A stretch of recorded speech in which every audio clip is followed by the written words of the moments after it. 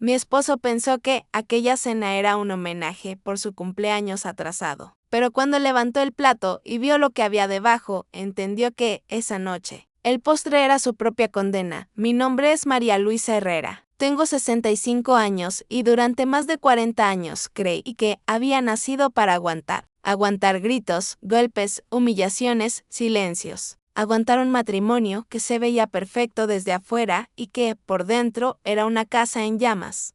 Viví la mitad de mi vida en un departamento antiguo, en un cerro de Valparaíso, frente al mar. Desde la ventana se veían barcos, gaviotas y turistas sonrientes. Nadie imaginaba que, del otro lado de esas paredes, había noches en las que yo deseaba no despertar al día siguiente.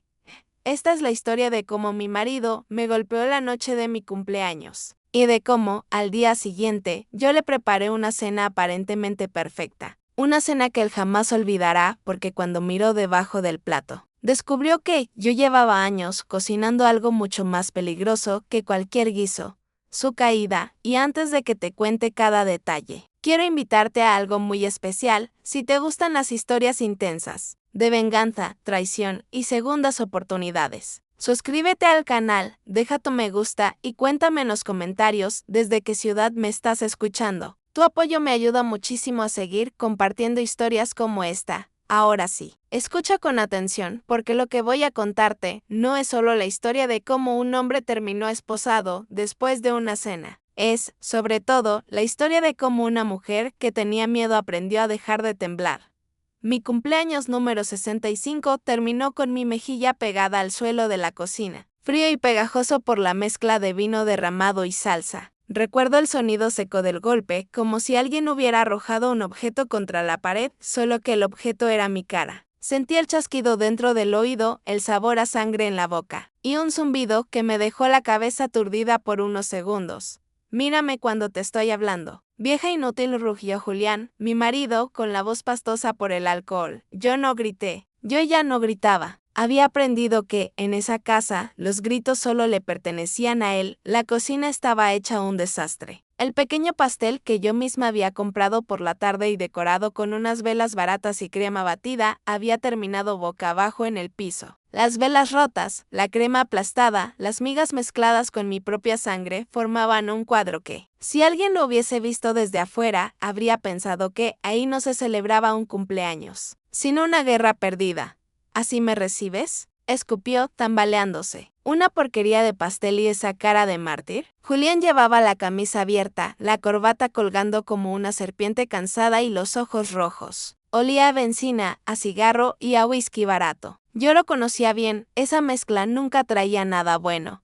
La noche había empezado con mi esperanza tonta. Me había puesto un vestido azul que guardaba para ocasiones especiales, aunque las ocasiones especiales se habían extinguido hacía años. Había planchado el mantel, puesto la mesa en el comedor con nuestras mejores copas, las mismas que solo salían cuando venía alguien importante, y había dejado el pastel sobre la encimera, imaginando, tontamente, que él llegaría de buen humor. Llegó casi a la medianoche, chocando con el marco de la puerta. ¿Así que la reina está de cumpleaños?, se burló pateando la bolsa del pan que yo había dejado junto a la mesa. No le respondí. Con Julián, cada palabra era un riesgo. Te estoy preguntando algo, se acercó, con esa sonrisa torcida que durante años confundí con encanto, hasta que me di cuenta de que era solo desprecio. Yo le ofrecí una copa de vino con manos temblorosas. Feliz cumpleaños. Para ti, alcancé a decir, con la voz pequeña. Él tomó la copa, la vació de un trago y, sin avisar, la lanzó contra la pared. El vidrio estalló a centímetros de mi cabeza. ¿Tú crees que esto es una fiesta?, bramó. ¿Te crees algo por llegar a esta edad? Deberías agradecer que todavía te dejo vivir en esta casa, su casa. Siempre fue su casa, aunque yo hubiera limpiado cada rincón durante 40 años. Cuando intenté recoger los restos del vidrio, me sujetó del cabello. Sentí como me levantaba la cabeza a la fuerza y mi cuello protestaba. Mírame, bofó, con ese olor agrio, golpeándome la cara. Mira bien quién es el que manda aquí. Lo miré. Y algo extraño pasó dentro de mí. No fue la primera vez que me golpeaba. No fue la más fuerte. No fue la más escandalosa.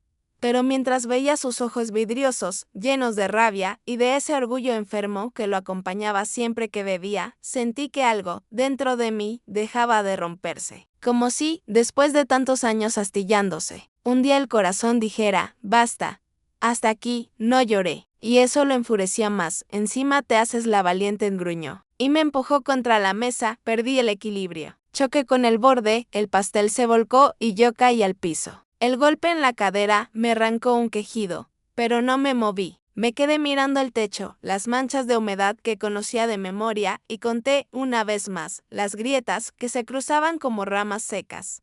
Él siguió insultándome durante varios minutos. Palabras que conocía de memoria: inútil, estorbo, carga, vieja. La banda sonora de mi matrimonio, cuando por fin se cansó. Fue hasta el refrigerador, sacó otra cerveza y se fue al living, tropezando con una silla que casi derriba. Yo me levanté despacio, con la cadera doliendo y una sensación extraña, como si estuviera fuera de mi propio cuerpo. Agarré un paño y empecé a limpiar. El vino, la crema, el pastel destrozado. También la sangre de mi labio. No lloré sobre el pastel como otras veces. Solo limpié, después fui al baño, encendí la luz y me miré en el espejo. La imagen que vi no era la de una víctima llorosa.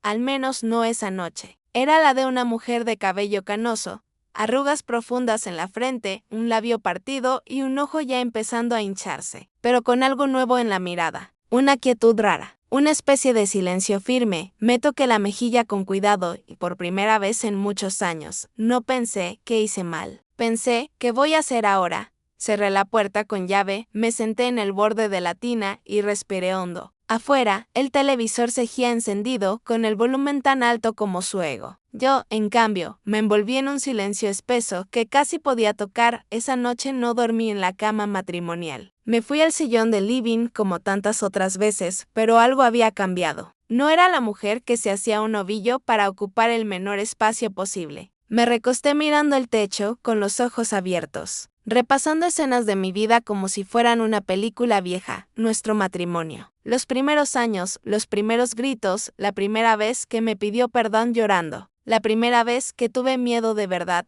y en algún momento, entre el zumbido del televisor y su ronquido pesado, apareció un pensamiento nuevo, tan frío como lúcido: esto no se va a repetir más. No así. No con él ganando siempre, no sabía cómo ni cuándo. No sabía que, al día siguiente, la cocina olería a ajo y a carne dorándose, y que esa cena sería el escenario perfecto para empezar a cobrar todo lo que me había hecho. Pero esa noche, en ese sillón duro, a mis 65 años, sin nadie que me defendiera, comprendí algo que lo cambiaría todo: el miedo se puede cansar. Y cuando el miedo se cansa, deja espacio a algo mucho más peligroso: la decisión. A la mañana siguiente, el dolor en el cuerpo era como una resaca ajena. Sentía el labio tirante, la cadera sensible, el cuello rígido. Pero me levanté sin hacer ruido, como lo había hecho toda mi vida junto a él. El sol se colaba tímido por las cortinas del comedor y el departamento olía a cerveza vieja y pastel aplastado. Julián todavía roncaba en la pieza. La cama crujía cada vez que se movía, como si hasta los muebles quisieran deshacerse de su peso. Fui a la cocina, recogí los últimos restos de la noche anterior. Fregué la loza y puse la cafetera al fuego. Mientras el agua empezaba a hervir, me miré otra vez en el reflejo oscuro de la ventana. El hematoma se estaba marcando con ese tono violeta que conocía tan bien. Ya sabía qué blusa usar para esconderlo. Era extraño, porque por dentro yo sentía que algo se estaba moviendo. Pero por fuera todo parecía igual que siempre. Puse la mesa del desayuno como todos los días. Taza, pan, mantequilla, azúcar. Calenté el pan en el sartén viejo y el olor llenó la cocina con una familiaridad engañosa. A eso de las 9, escuché su voz rasposa desde el dormitorio. ¿Ya hiciste café?, gruñó. Sí, respondí, controlando el tono. Salió arrastrando las pantoflas, con el pelo revuelto y la misma cara de siempre, la de un rey al que le deben honores aunque haya pasado la noche borracho. Se plantó frente a mí, examinando mi rostro. Esperaba, lo conocía, encontrar lágrimas, súplicas, esa actitud encogida que tantas veces me había arrancado a base de miedo. Pero yo no lloraba, tampoco lo miraba desafiante. Tenía la mirada baja, las manos ocupadas con la jarra de café, el cuerpo en silencio. Le incomodó. Así me gustan, dijo al fin, con una sonrisa torcida. Sabía que ibas a entrar en razón. No te conviene hacerte la brava. Sirvió café en su taza, se sentó, empezó a comer como si nada hubiera pasado. Mientras masticaba, encendió el televisor para escuchar las noticias. Yo lo observaba de reojo. Lo veía tragar, hablar con la boca llena, criticar a los políticos, maldecir la inflación. Era un hombre que siempre tenía algo que reclamar, menos de sí mismo. Mientras lo escuchaba, se formaba una idea, todavía borrosa, en mi cabeza. No era el plan de una película, no era una fantasía de venganza llena de explosiones. Era algo mucho más simple y, por eso mismo, mucho más peligroso, usar sus propias armas contra él. Hoy voy a preparar algo especial para la noche, dije de pronto, sin mirarlo. ¿Especial? Arqueó una ceja. Para compensar lo de ayer. Fingí una sonrisa débil. No salió como yo esperaba. Se recostó en la silla, satisfecho, eso está mejor. Todavía sirves para algo, soltó. Tengo una reunión en la tarde, llegaré tarde. Que esté todo listo cuando vuelva. Reunión, pensé. Yo sabía lo que significaban sus reuniones, bares, apuestas, negocios turbios. Y era precisamente en esos negocios donde quizás se escondía la llave de su caída. Terminó el desayuno, dejó la taza, donde siempre, jamás lavó un plato en su vida, y se fue a duchar. Mientras el agua corría en el baño, yo lavé su taza con calma, como si de verdad estuviera pensando en qué menú preparar. Y, de hecho, lo estaba haciendo, pero no solo en la comida, cuando salió. Vestido con una camisa limpia y ese perfume fuerte que usaba para sentirse importante. Me miró de arriba abajo, ponte algo decente para esta noche, lo ordenó. No quiero verte con esas fachas de vieja deprimida, asentí. Lo vi tomar las llaves, la billetera, su celular y salir dando un portazo que hizo temblar el marco. El eco del golpe se apagó. Y por primera vez en muchos años, el departamento quedó en silencio. Sin él, me apoyé en el lavaplatos y cerré los ojos. Podía hacer dos cosas, seguir la rutina de siempre o aprovechar ese silencio para empezar a recuperar mi vida. Y elegí lo segundo, me cambié de ropa. Me puse un pantalón cómodo, una chaqueta amplia que cubría mis moretones y tomé mi cartera. Dentro guardé algo que casi nunca usaba, mi cédula de identidad. Él la guardaba en un cajón para que no la perdieras, decía. Pero esa mañana cometió un error, la dejó sobre la mesa junto a unos papeles. Me la guardé sin ruido, como quien esconde un tesoro, salí a la calle. El aire de Valparaíso siempre huele a mar y a óxido, a sal y a basis viejos subiendo los cerros. Hacía años que caminaba poco, siempre por los mismos lugares, la feria, la panadería, la farmacia. Ese día caminé un poco más, fui al mercado a comprar la carne, las papas, las verduras, el vino que a él le gustaba. Simulé ser la misma esposa de siempre, preocupada por darle gusto al marido. Los vendedores me saludaban por mi nombre. Algunos me conocían de años. ¿Otra vez vino tinto, señora María?, me dijo don Ernesto, el del puesto de botellas. Sí, ya conocí a mi marido, respondí con una sonrisa cansada. Él rió. Sin sospechar nada, nadie veía, detrás de mi expresión tranquila, la tormenta que estaba empezando a formarse. Nadie notó cómo mis manos temblaban apenas al pagar, ni cómo mi respiración se aceleraba cuando pensaba en lo que estaba por hacer. Volví a casa con las bolsas llenas, pero la mente todavía más cargada. Acomodé todo en la cocina, encendí la radio para que el murmullo de la música me acompañara. Y me senté un momento frente a la mesa con la cédula en la mano, la miré como si fuera una llave. Y lo era. Era la prueba de que existía más allá de ser la señora de Julián. Esa tarde, mientras el guiso se cocinaba a fuego lento, mientras el pan reposaba listo para el horno, yo encendí otra cosa, la memoria. Recordé cosas que durante años había decidido olvidar. Recordé la primera vez que me levantó la mano. Recordé la primera vez que revisó mis bolsos. La primera vez que me pidió dejar mi trabajo porque no hacía falta. La primera vez que me dijo que si yo hablara, nadie me creería. Y recordé también algo más, los cajones que me prohibía abrir, las llamadas que cortaba en cuanto yo entraba a la habitación, las noches en las que se iba con un maletín y regresaba con billetes que nunca se reflejaban en nuestra nevera. Hasta ese día, todo eso había sido solo sospecha, un malestar vago. Esa mañana empezó a aparecer un mapa. Antes de seguir cocinando, hice algo que jamás había hecho sola, marqué un número que guardaba escrito desde hacía meses en un papel doblado dentro de un libro de recetas. Era el número de una mujer que había conocido en el consultorio, una trabajadora social llamada Rebeca. Ella había sido la única que, un día, al ver un moretón mal oculto en mi brazo. No preguntó ¿te caíste? Preguntó, ¿estás segura?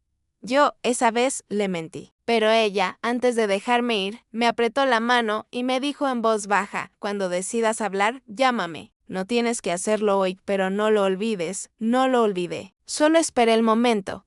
Y esa mañana, con la carne marinándose y el vino respirando en la cocina, supe que el momento había llegado. Marqué con dedos temblorosos. El teléfono sonó 1, 2, 3 veces. ¿Taló? Respondió una voz femenina. Tragué saliva. Rebeca, soy María Luisa.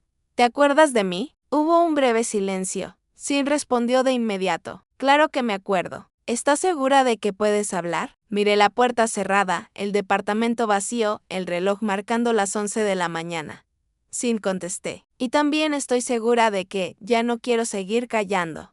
Y así, mientras en la cocina se preparaba una cena aparentemente normal para un marido violento. En el otro lado de la línea empezaba a cocinarse algo mucho más grande. El principio de su final. ¿Estás sola, María Luisa? Preguntó Rebeca al otro lado de la línea. Miré alrededor. El departamento parecía el mismo de siempre, la mesa de fórmica, las sillas cojas, la tele vieja en el rincón. Pero por primera vez en muchos años, él no estaba en ninguna parte. Sin respondí. Está en la calle. Volverá tarde, como siempre, bien dijo ella con voz firme pero cálida. Entonces escúchame con atención. No vamos a hacer nada impulsivo, ¿de acuerdo? Vamos a hacerlo de forma segura. Yo apretaba el auricular como si fuera un salvavidas. No quiero seguir viviendo así, susurré, sintiendo por fin las lágrimas asomarse. Ayer fue mi cumpleaños y casi me rompe la cara contra la mesa. Hubo un silencio breve, pesado. Lo siento, Marian dijo, pero lo que más siento es que hayas tenido que llegar hasta aquí a esta edad. No es justo. Lo importante es que estás viva. ¿Y qué estás llamando? Me preguntó cosas que nunca nadie me había preguntado en serio. Si tenía familiares cercanos, si él tenía armas, si controlaba mi dinero, si me dejaba salir sola. Yo respondí como quien confiesa un pecado, con vergüenza y alivio mezclados.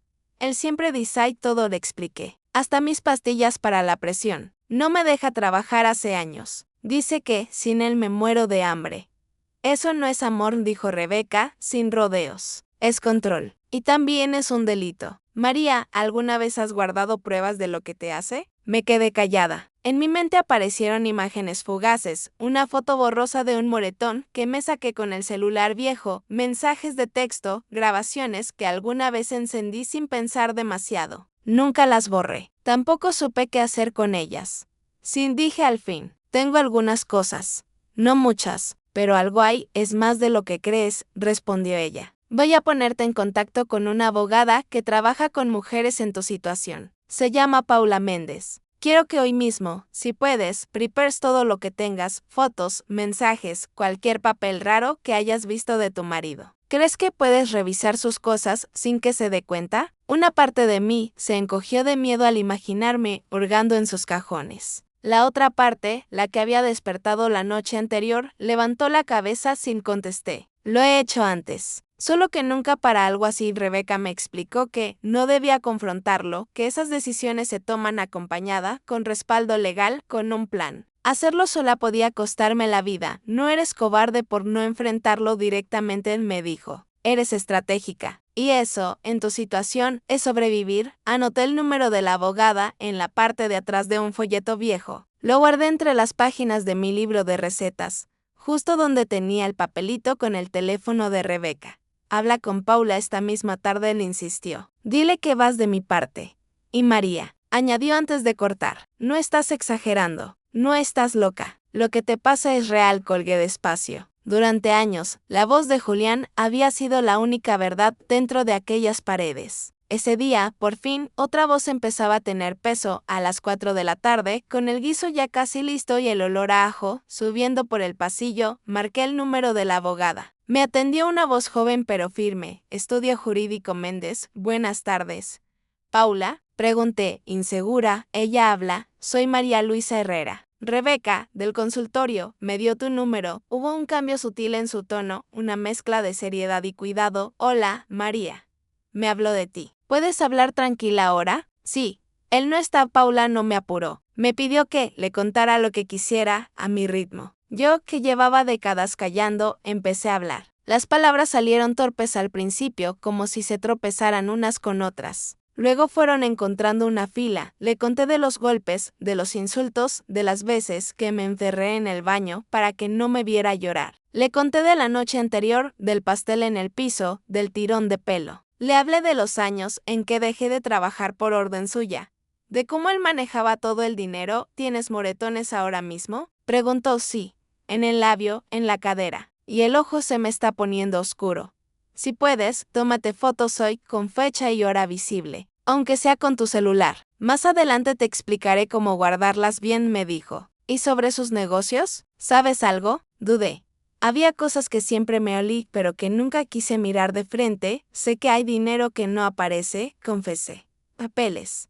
Llamadas extrañas. Tiene un cajón en el escritorio que no me deja tocar. María, dijo Paula, vamos a necesitar todo eso. No solo por ti. Lo que me describes puede ser violencia, sí, pero también otros delitos. Si jugamos bien nuestras cartas, no solo conseguimos que lo alejen de ti, conseguimos que responda ante la ley. Sentí vértigo. Yo apenas estaba procesando la idea de no dormir más bajo el mismo techo que él. Y ella ya hablaba de juicios, de delitos, de leyes. ¿Y si se da cuenta? Pregunté. Si sabe que lo estoy traicionando. La palabra me dolió al salir. Qué curioso, después de tantos años de traición por su parte, la traidora me sentía yo. Aquí el único que ha roto algo es él, respondió Paula con calma. Pero entiendo cómo te sientes. Por eso, vamos a ir paso a paso. Lo primero, necesito pruebas. Lo segundo, necesito que estés viva y a salvo cuando todo empiece. Acordamos vernos en unos días, en un lugar discreto, lejos del barrio. Ella me daría instrucciones exactas para recolectar la información sin levantar sospechas.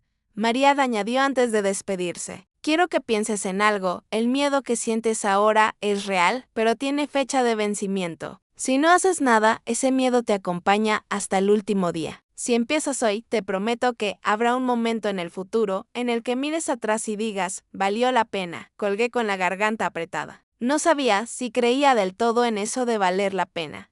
Pero por primera vez en años, la idea de futuro no me sonó a castigo. Volví a la cocina. Removí la olla, probé la salsa. Estaba en su punto. Mientras probaba, mi mente ya no estaba en la mesa de la noche, sino en el cajón del escritorio de Julián.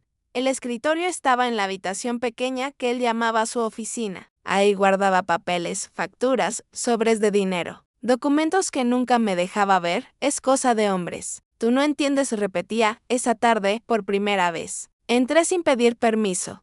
El olor a cigarro impregnaba las cortinas. El escritorio, una pieza pesada de madera oscura, estaba cubierto de polvo y ceniceros llenos. Abrí el primer cajón, lapiceras, un encendedor, cuentas viejas de luz y agua. Nada interesante. El segundo cajón estaba cerrado con llave. Por un momento pensé que todo se terminaba ahí. Pero entonces recordé un detalle. ¿Cuántas veces lo había visto dejar las llaves tiradas encima del mismo escritorio cuando llegaba apurado? Busqué con la vista. Entre un manojo de monedas y un mechero gastado, vi una llavecita plateada. La tomé. Temblaba. No tiembles ahora, me dije en voz baja. Tiembla después. La llave entró sin dificultad. El cajón se abrió con un chasquido leve. Dentro había carpetas de colores, algunas arrugadas por el uso, sobres amarillos abultados, copias de contratos con sellos borrosos. También había algo que me hizo parar en seco, fotocopias de mi cédula y de mi firma, o mejor dicho, de lo que parecía ser mi firma.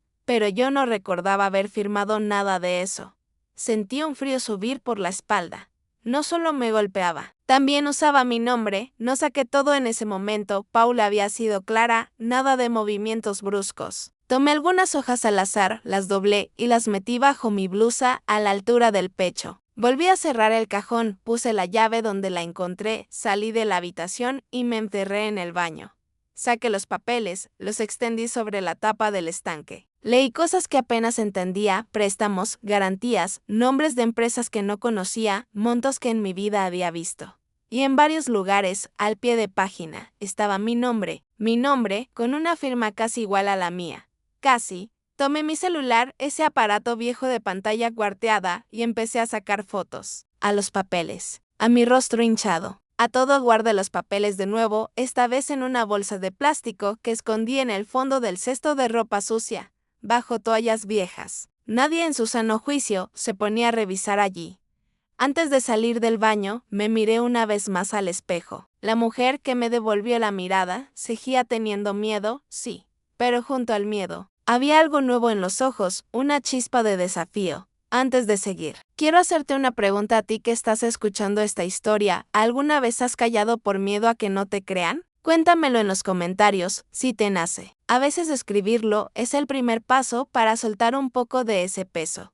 Y no te vayas porque lo que viene ahora es el tiempo más peligroso de todos, el tiempo en que fingí ser la misma de siempre. Mientras por dentro estaba preparando su caída, los días siguientes se convirtieron en un ejercicio de equilibrio peligroso. Por un lado, seguía siendo la misma mujer que Julián creía conocer, sumisa, silenciosa, pendiente de sus horarios, de su comida, de su humor. Por otro, cada gesto, cada minuto sola, cada descuido suyo, se transformaban en una oportunidad para juntar una pieza más del rompecabezas.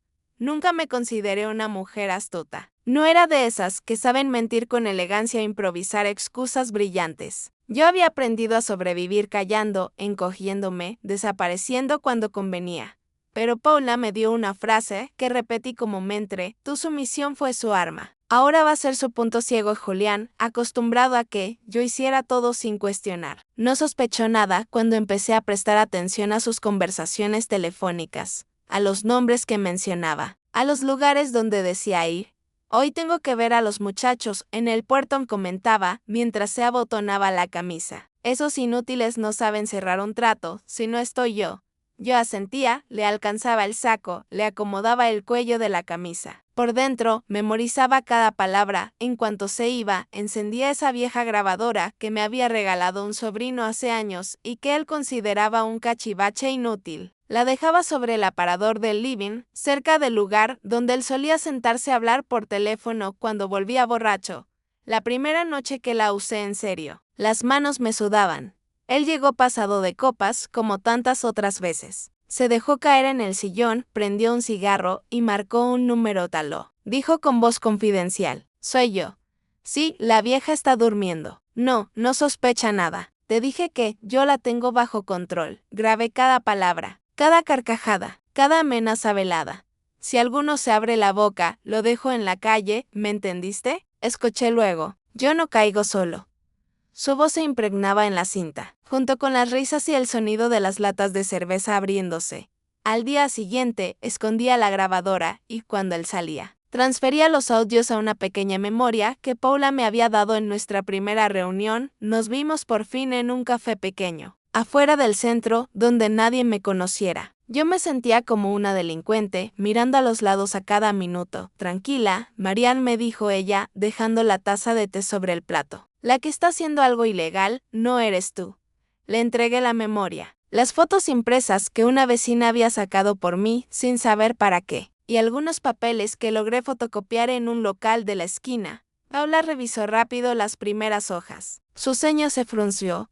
Aquí hay mucho más que violencia doméstica, murmuró. Esto huele a lavado de dinero, fraudes, amenazas. Y lo peor es que te uso a ti como pantalla. Sentí una mezcla extraña de náusea y alivio. Era horrible saberlo, pero también era la confirmación de algo que mi intuición llevaba años susurrando. ¿Y eso me ayuda o me perjudica? Pregunté. Las dos cosas, respondió con honestidad. Nos ayuda a demostrar que es peligroso, que no puede seguir libre como si nada. Pero también significa que se va a defender con todo lo que tenga. Por eso debemos ser muy cuidadosas. Me explicó que el plan no era solo denunciarlo y esperar a ver qué pasaba. Había que coordinarse con la fiscalía, preparar una denuncia sólida, pedir medidas de protección, anticipar sus maniobras. Y sobre todo añadió, necesitamos un momento clave. Un día en el que podamos asegurarnos de que esté en un solo lugar, sin escapatoria. Y que la policía pueda actuar rápido. Pensé automáticamente en el comedor de la casa, en el mantel blanco, en las copas. Mi cumpleaños fue ayer, dije. Él está ofendido, pero también le gusta que le hagan sentir importante. Si le preparo una cena, vendrá. Y si ve la mesa bonita, se creerá el rey del mundo. Paula me miró con atención. ¿podrías dedicarte a preparar ese escenario?, preguntó. Él, confiado, sentado a la mesa. Tú, con una grabadora andando y… Algo más me estremecí. ¿Algo más? Pruebas impresas, documentos. Algo que lo descoloque, que lo haga reaccionar. Cuanto más violento se ponga, más justificada estará la intervención policial, dijo. La idea no es provocarlo por gusto, María. Es dejar claro, delante de testigos, quién es él realmente. Volví a casa con el corazón martillando en el pecho. La idea de poner todo eso en marcha me aterraba, pero al mismo tiempo me sostenía. Por primera vez, el miedo tenía una dirección, un propósito, la que se convirtió en mi cómplice silenciosa, sin saberlo fue Clara, mi vecina del frente. Ella llevaba años ofreciéndome café cuando me veía con los ojos rojos. Yo siempre ponía excusas, la presión, el calor, la alergia. Un día toqué su puerta, con los dedos temblorosos. Clara, ¿tienes un minuto? Me abrió de inmediato. Su departamento era el mismo de siempre, olor a pan tostado, radiosita encendida bajito, plantas en el alféizar de la ventana. «Pasa, María, ¿te sientes mal?», preguntó al verme la marca amarillenta en el pómulo. Me senté en una de sus sillas y por primera vez conté la verdad. No toda, pero la suficiente para que sus ojos se llenaran de lágrimas de rabia. Siempre sospeché, admitió. Esos portazos, esos gritos. Perdóname por no haber preguntado antes. Yo tampoco me habría atrevido a responder, dije. El miedo no solo te cierra la boca hacia afuera, también te la cierra por dentro. Le pedí un favor simple pero enorme, que guardara, en su casa, una carpeta cerrada que le entregaría más tarde. Si algún día la policía llegaba preguntando por mí, debía entregar esa carpeta y decir, esto es de parte de María. No preguntó qué había dentro. No hizo drama, solo asintió. Cuando estés lista, tráelo, respondió. Y si alguna noche necesitas tocar esta puerta, aunque sea para sentarte en silencio, hazlo. En ese tiempo, mi vida se partió en dos capas. Por encima, la rutina, levantarme temprano, hacer el desayuno, escuchar los monólogos de Julián sobre lo poco que lo valoraban en el trabajo, lavar la ropa, ir al mercado. Por debajo, el plan, fotos, copias, grabaciones, llamadas cortas con Paula y Rebeca, papeles guardados en escondites absurdos dentro de una olla que ya no usaba. Detrás de un cuadro barato, cosidos en el doblez de una funda de almohada. Julián, confiado de que yo había aprendido la lección, después del cumpleaños, empezó a bajar la guardia. Se emborrachaba más en casa, hablaba más fuerte por teléfono. Contaba detalles que antes cuidaba. Si esa vieja abre la boca, le cierro el crédito en todos lados, soltó una noche, carcajeándose con alguien al otro lado de la línea. Ella no tiene a dónde ir, yo escuchaba desde la cocina, con la grabadora encendida y el corazón latiendo en la garganta. Cada frase añadía un ladrillo a la pared de pruebas que estábamos levantando en su contra. Antes de seguir, quiero invitarte a que, si conoces a alguien que vive algo parecido a lo de María Luisa, compartas esta historia. A veces, escuchar que otra persona pudo salir ayuda a encender una luz donde solo hay oscuridad, porque lo que viene ahora es el momento en que todo se pone en marcha, la cena, el plato y esa verdad que él nunca imaginó encontrar debajo.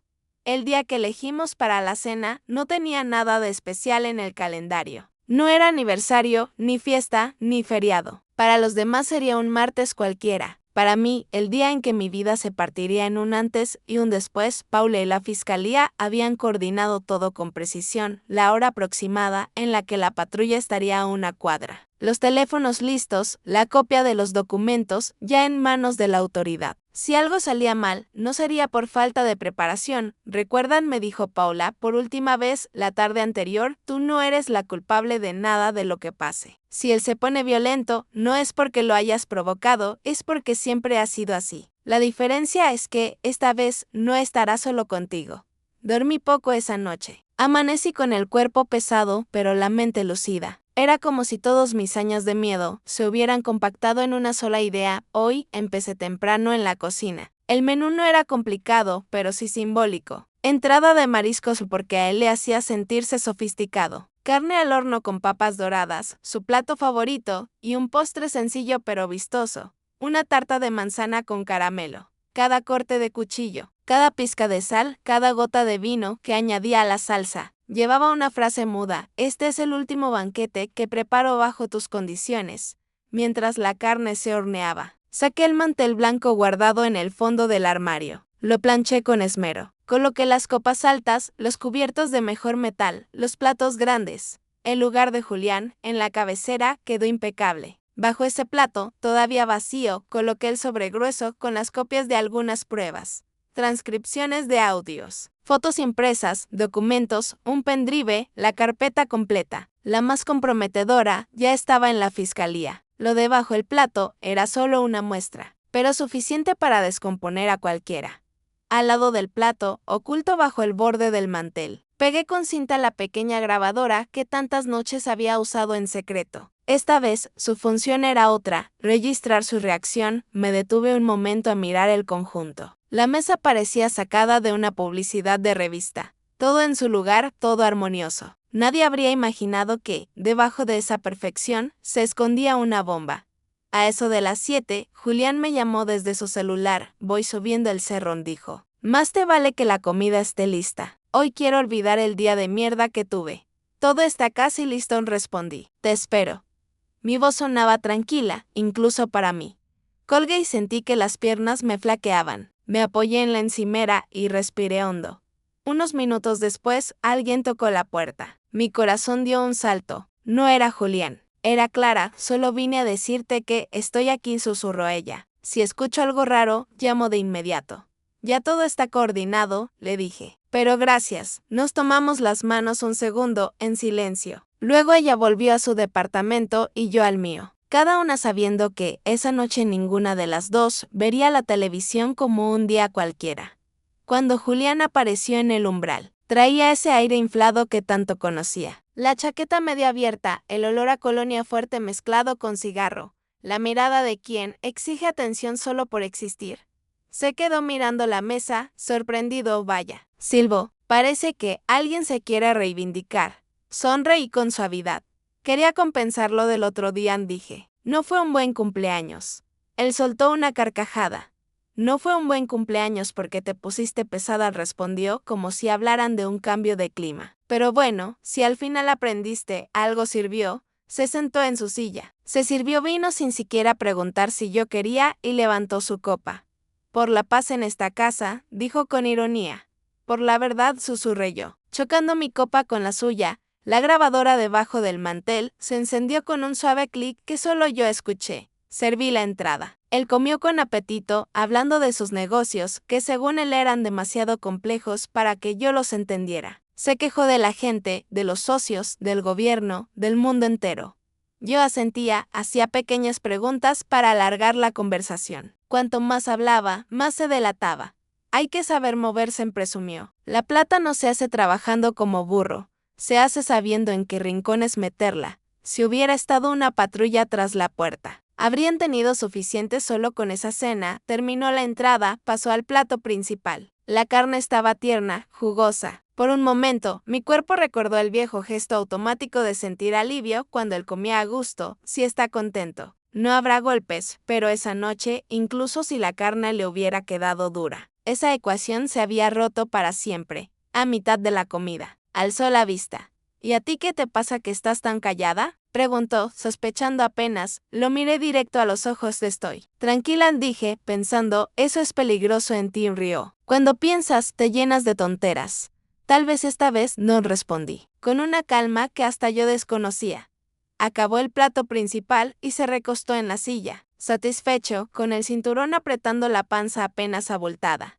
Bueno, dijo. Sorpréndeme con el postre, ya que te pusiste tan aplicada. Me levanté. Las manos me sudaban, pero no temblaban. Fui a la cocina, serví la tarta en un plato blanco impecable y regresé.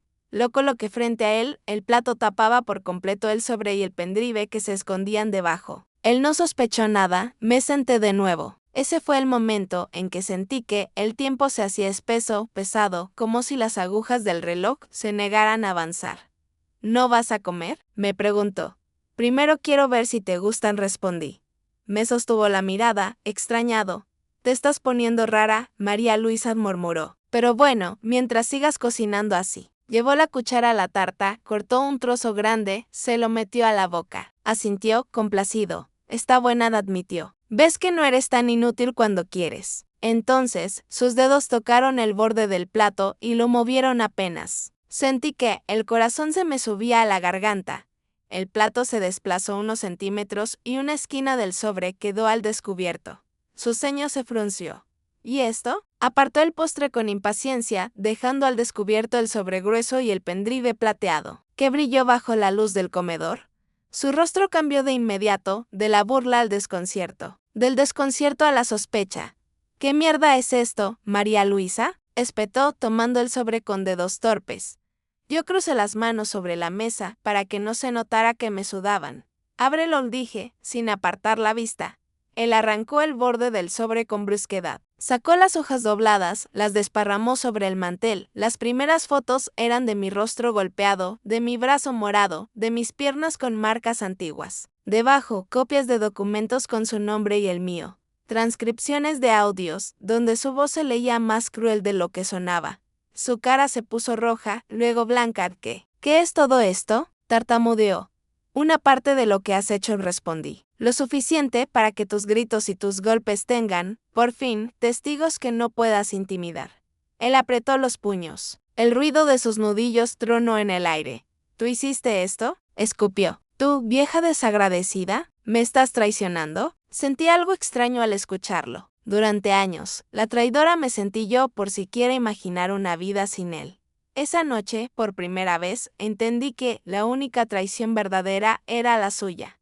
No te estoy traicionando, dije despacio. Solo estoy dejando de protegerte. Su mirada se volvió oscura, peligrosa. ¿Y qué crees que va a pasar? Se inclinó sobre la mesa. ¿Que alguien va a creerle a una vieja loca como tú? Yo tengo amigos en todas partes. Te puedo borrar del mapa cuando quiera.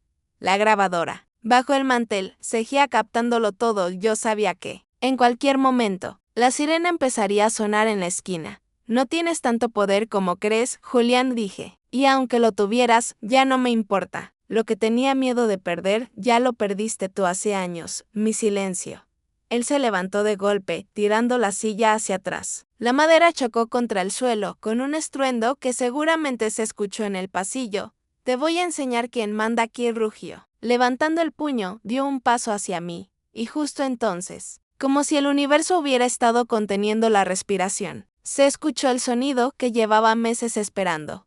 Un golpe fuerte en la puerta. Policía. Abra de inmediato. La cara de Julián se desfiguró. Se giró hacia la entrada, luego hacia mí. ¿Qué hiciste?, susurró, más asustado que furioso. Yo me quedé sentada. Por primera vez en décadas, no me levanté para suplicar ni para pedirle que se calmara. Solo apoyé la espalda en la silla y dije, lo único que tenía pendiente, decir la verdad. La puerta se abrió con un crujido violento. Entraron 2 agentes, seguidos de una mujer con chaleco de la PDI. Las luces del pasillo recortaban sus siluetas. ¿Julián Robles?, preguntó el oficial. Él se quedó congelado. Yo sabía que, en ese momento, el hombre que se creía invencible estaba probando por primera vez el sabor del miedo. Y, eso que todavía no sabía que esa cena era apenas el primer plato de su caída. Los segundos siguientes se sintieron más largos que todos mis años de matrimonio. Julián se quedó de pie, con el puño aún en el aire, la respiración agitada y esa mirada desorbitada que tantas veces había visto solo dirigida a mí. La diferencia era que, esta vez, no estábamos solos, señor Julián Robles, repitió el oficial. Avanzando un paso, queda detenido de manera provisoria por presunta violencia intrafamiliar y otros delitos en investigación. Le voy a pedir que ponga las manos donde pueda verlas. La mujer de la PDI se acercó a la mesa, echó una mirada rápida a los papeles desparramados, a mi cara aún marcada, al plato corrido, al pendrive. Sus ojos se detuvieron en los hematomas de mi rostro como quien reconoce un idioma que ya ha leído antes. Señora María Luisa, ¿está bien?, me preguntó con voz suave, pero firme. Quise responder sí, como siempre. Sí, no pasa nada, me tropecé. Pero las palabras se quedaron atoradas en la garganta. Lo único que pude decir fue, estoy viva. Ella sintió como si esa fuera la respuesta correcta. Julián reaccionó tarde, como si por fin el cerebro hubiera alcanzado al cuerpo. Ustedes no pueden entrar hacia mi casa, vociferó. ¿Quién les dio permiso? ¿Quién llamó? Sus ojos ardieron en mi dirección. ¿Fuiste tú, María?, escupió. ¿Fuiste tú, desgraciada? El oficial se colocó entre nosotros. Le recomiendo que se calmen, advirtió. Todo lo que diga puede ser usado en su contra. Ella está loca, insistió, señalándome con el dedo. Siempre ha sido inestable, inventa cosas, exagera. Yo solo la disciplino cuando se pasa de la raya. Disciplinar. Como si yo fuera una mascota. Como si los golpes fueran educación. La grabadora, oculta bajo el mantel, seguía funcionando, guardando cada una de esas frases como pequeños cuchillos de prueba. El oficial sacó las esposas. Julián dio un paso atrás. No hay necesidad de eso, balbuceó. Yo puedo colaborar. Es por protocolo, dijo el agente, sin dudar. Ponga las manos detrás de la espalda. El sonido del metal cerrándose alrededor de sus muñecas fue tan claro que sentí que vibraba en las paredes. Yo había escuchado muchas veces el ruido de la hebilla de su cinturón quitándose antes de un golpe, el portazo, los platos estrellándose. Pero ese clic fue distinto. Sonó algo que yo jamás había conocido, límite. Por un segundo, me miró. No era la mirada del hombre seguro, del que se cree dueño de todo. Era la mirada de un animal acorralado. Esto no va a quedar así, susurró. Te vas a arrepentir, María Luisa. Te lo juro por lo que más quieras. Lo miré sin pestañear.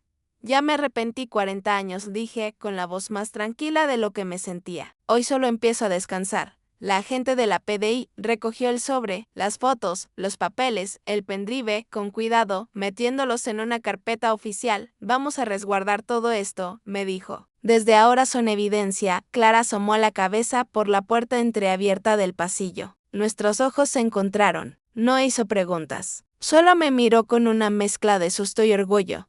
Los agentes se llevaron a Julián por el pasillo. Los vecinos curiosos aparecieron en las puertas como flores abriéndose de golpe. Algunos fingieron sorpresa. Otros evitaron mi mirada. En el rellano de la escalera, Julián se volvió por última vez. Sin mí no eres nadie. Gritó. Yo te hice. Por un momento creí que esas palabras me perforarían, como siempre. Pero no. Esta vez sonaron huecas, lejanas. Sin ti, por fin puedo empezar a ser alguien, alcancé a decir, casi en un susurro. Nadie respondió. Solo el eco de los pasos bajando la escalera, las esposas tintineando, la voz de un policía indicando, suban al detenido.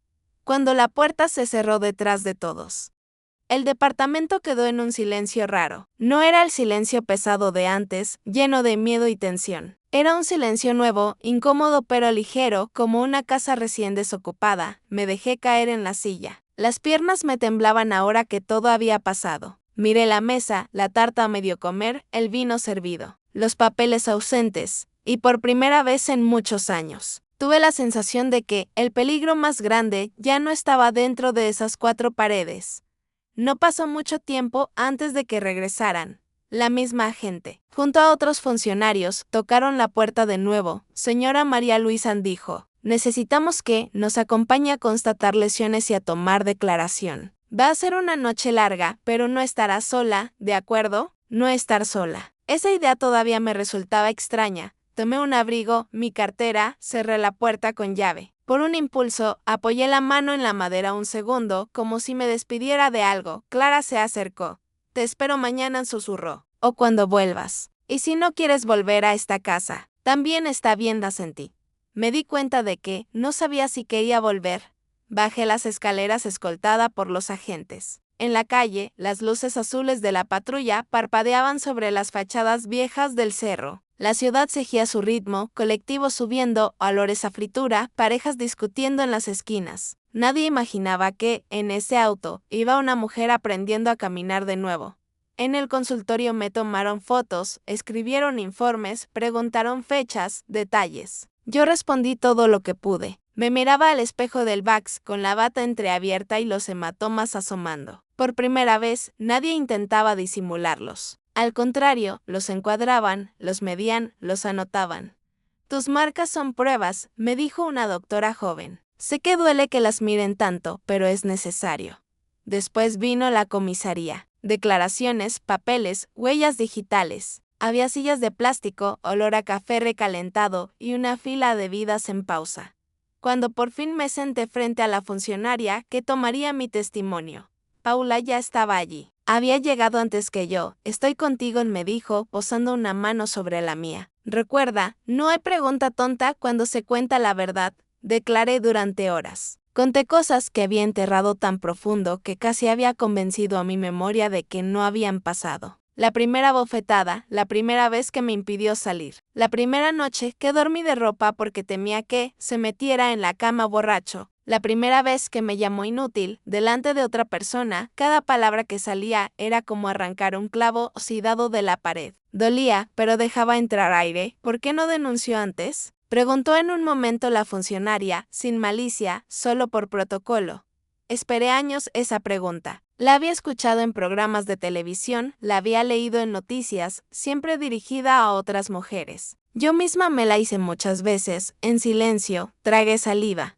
Porque tenía miedo, respondí. Porque me hizo creer que, sin él, yo no era nada. Porque cada vez que intenté hablar, me dijo que nadie me creería. Y porque parte de mí le creyó, escribió la respuesta sin comentar, con los labios apretados. ¿Y por qué habla ahora?, añadió. La miré fijamente. Porque si sigo callando, me muero, dije. Y porque ayer, el día de mi cumpleaños, entendí que ya no tengo tiempo para vivir con miedo. La funcionaria me sostuvo la mirada unos segundos y asintió. Despacio, esa noche no volví a mi casa. Paula ya lo había previsto. Julián tenía amigos, contactos, gente que quizá no vería con buenos ojos su caída. Era peligroso que yo durmiera sola en un lugar tan predecible.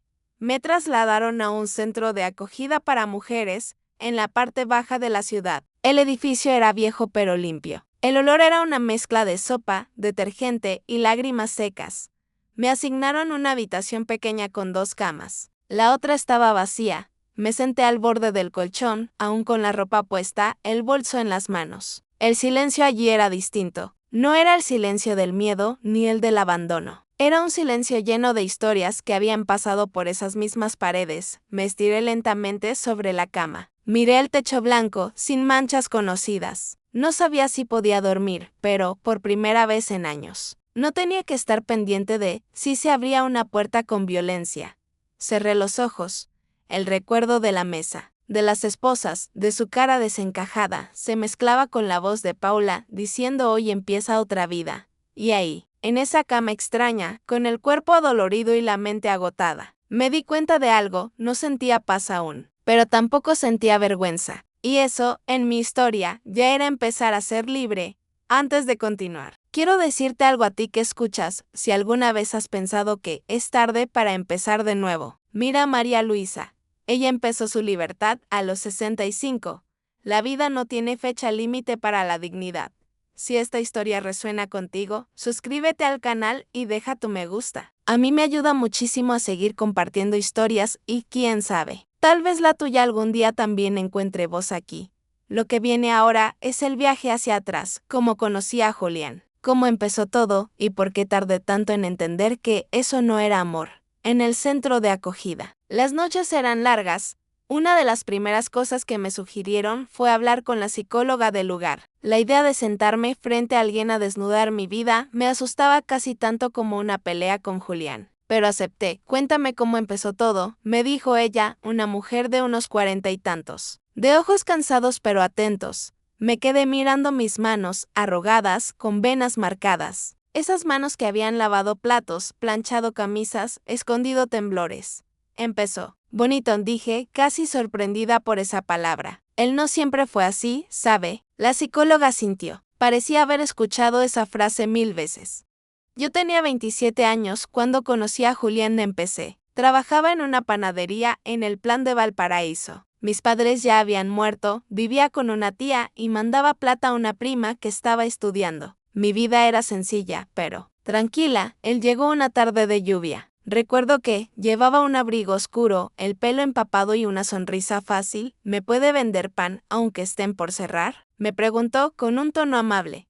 Le vendí pan y de paso una empanada que me sobró. Él insistió en pagarla, aunque el dueño me había dicho que la botara. No se desperdicia lo que alguien hizo con las manos, dijo, guiñándome un ojo. Volvió al día siguiente. Y al otro. Me gustaban tus manos llenas de harina, me dijo, meses después. Te hacían ver trabajadora, distinta. Nadie me había mirado así antes. Yo venía de una familia de silencios, de gente que agachaba la cabeza y agradecía lo que había, sin pedir más. Cuando él me dijo por primera vez, tú te mereces algo mejor, sentí que me estaban abriendo una ventana. Los primeros meses fueron un sueño. Flores baratas pero hermosas, caminatas por el puerto, helados en la Plaza Sotomayor. Me escuchaba, o eso parecía. Me hacía reír. Eres distinta a todas las mujeres que he conocido, susurraba. Tú sí eres una mujer de verdad. Una se agarra fuerte de esas frases cuando lleva toda la vida sintiéndose invisible. Mis tías murmuraban que iba muy rápido, que tuviera cuidado. Yo las miraba con condescendencia. Están anticuadas, pensaba. Julián es diferente, nos casamos al año. El primer año de matrimonio fue, como dicen en las novelas, una luna de miel larga, planes, promesas, proyectos. Hablábamos de tener hijos, aunque nunca llegaron. Él me decía que no me preocupara, que conocí niños, yo era su familia entera. El primer grito fuerte llegó por una tontería, olvidé comprarle cigarrillos. ¿Cómo se te olvida algo tan simple? Alzó la voz. ¿En qué estás pensando? ¿En quién estás pensando? Me pidió perdón después, con lágrimas en los ojos, cepillándome el pelo con ternura. Perdóname, mi amor, susurró. Es que el trabajo me tiene mal, la cabeza me revienta. Tú eres lo único bueno que tengo. No te mereces mis rabias. Yo lo abracé. Le dije que lo entendía, que todos teníamos malos días. El primer empujón fue en la cocina, 2 años después. Yo estaba lateando con que deberíamos ahorrar para comprar algo nuestro. Vivíamos arrendando y él siempre se quejaba de lo mismo. Pero nunca tomaba decisiones. Tú no entiendes nada de cuentas, replicó. No te metas en temas que no conoces, insistí. Me empujó contra la pared. No me pegó. No fue un golpe, solo un empujón. Aún así, me quedó un moretón en la espalda. Lloró después. Otra vez. Dijo que tenía miedo de perderme, que lo presionaba mucho, y yo temiendo más perder su amor que mi propia integridad. Lo perdoné. La primera bofetada fue un día en que llegué unos minutos tarde de la panadería. Él ya había empezado a trabajar en cosas de logística, como las llamaba. Nunca supe bien qué significaba eso. ¿Con quién estabas?, preguntó, con un brillo raro en los ojos. En la micro, había tacón, respondí. La mano me llegó antes de que yo terminara la frase. No fue un golpe tan fuerte como los de después, pero me hizo tambalear. No me mientas, gruñó. Yo no soy ningún imbécil. Esa noche me llevó flores. Me dijo que se desesperaba solo de pensar que algo me pasara en la calle. Que por eso reaccionaba así, es que te quiero demasiado, justificó. Y yo, que nunca había tenido a nadie que me quisiera demasiado. Confundí posesión con amor. La psicóloga escuchaba sin interrumpir. De vez en cuando tomaba nota. Sus ojos se humedecieron una vez, pero no lloró. Tenía oficio en esto. ¿Cuándo dejaste de trabajar?, preguntó. A los 40, respondí. Él insistía en que ya no era necesario, que yo merecía descansar, que él podía con todo. Yo me resistí al principio. Me gustaba mi trabajo. Era pesado, pero me hacía sentir útil. Me daba un poco de dinero propio, aunque fuera poco. ¿Acaso no confías en mí?, dijo un día. ¿Te avergüenzas de que sea yo quien te mantenga? Esas palabras me punzaron. De a poco, empecé a ceder. Cuando dejé la panadería, sentí que me arrancaban una parte de mí misma. Pero lo disfrutamos de logro. Ahora eres una señora de casa. No todas pueden darse ese lujo. Lo que no vi fue la jaula. El dinero desapareció de mis manos. Si necesitaba algo, debía pedírselo. Si gastaba de más, había sermón. Si quería ver a alguien, él preguntaba con quién, cuánto rato, para qué. No es control, es preocupación, decía. Así son los hombres que aman. Y yo, que no conocía otro modelo, le creí. Fueron pasando los años. Las agresiones vinieron por oleadas, épocas en que estaba tranquilo, otras en que cualquier cosa lo desencadenaba. Siempre encontraba una excusa: el trabajo, la plata, la política. Mi tono de voz, hubo noches en que pensé que no amanecería. Una vez, me apretó el cuello mientras discutíamos por una cuenta que él no había pagado y que llegó con aviso de corte. Vi puntitos negros. El aire se me fue. De pronto, escuchó un ruido en el pasillo, se asustó y me soltó. Cayó de rodillas, llorando. Perdóname, por favor, lloriqueó. Sin ti yo no soy nada. Te juro que voy a cambiar. No se lo digas a nadie. La gente no lo va a entender. Yo, con la garganta ardiendo. Lo consolé. Lo consolé.